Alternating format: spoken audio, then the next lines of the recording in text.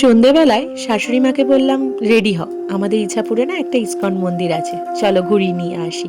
তাই দুজন মিলে ইসকন মন্দিরে এসে দেখি মন্দির বন্ধ, কিন্তু মন্দিরের সামনে তো খুব সুন্দর ফাংশন হচ্ছে, মেলা বসেছে। তাই ভাবলাম সবাই মিলে একটু ঘুরেই যাই। আর এখানে দেখো কত সুন্দর স্টল বসেছে। আগে জানো তো, দাদু যখন বেঁচে ছিল, দাদু, মা, আমি, ঠাম্মা, বাবা সবাই মিলে মেলায় আসতাম, কি ভালো লাগতো। আর এই যে পাম্পিংগুলো বাচ্চাদের দেখছো, এগুলো কিন্তু আমি চড়তে একদম ভালোবাসি না, আমি খুব ভয় পেতাম। তবে আমাদের কুট্টুস রানী কি করবে জানি না, ও তো এখনো ছোট, একটু বড় হলে বোঝা যাবে। আর তারপর শাশুড়ি মাকে বললাম চলো দুজন মিলে একটু ফুচকা খাই। এই যে ছোটবেলায় জানো তো, আমাদের মায়ের সময়টা আরও আলাদা ছিল। ছোটবেলায় এত মেলা, এত স্টল, এত কিছু ছিল না।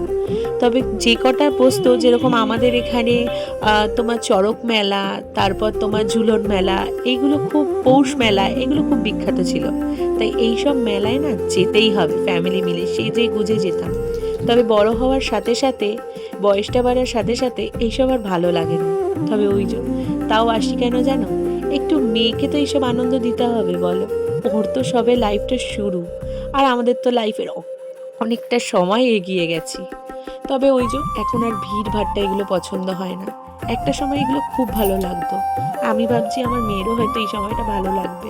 তবে পরে হয়তো ও আমার মতোই বলবে যে মা, আমারও আর এখন এইসব ভিড় ভাট্টা ভালো লাগে না। যাই হোক, অনেক কিছু কথা তোমাদের বললাম। তারপর আমরা ঘোরাঘুরি শেষ করে মেলায় এসছি, একটু তো খাওয়া দাওয়া করতেই হবে বলো। খাওয়া দাওয়া করে মেয়ে একটা পুতুল কিনলো। তো চলো, আজকের গল্প এখানেই শেষ করলাম। দেখা হচ্ছে নতুন গল্প নিয়ে নতুন কোনো ভিডিওতে।